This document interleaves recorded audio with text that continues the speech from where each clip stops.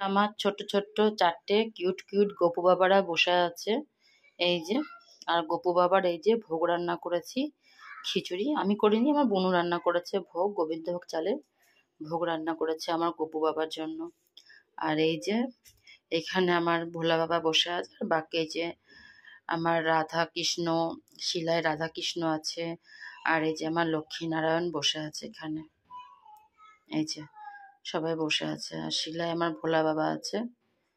আমি ছোটবেলার থেকে রাধা কৃষ্ণকে যে শিলায় বসে আছে, আর এই যে ভোলা বাবাকে আমি যখন ক্লাস 1-এ পড়ি তখন থেকে পুজো দিতাম।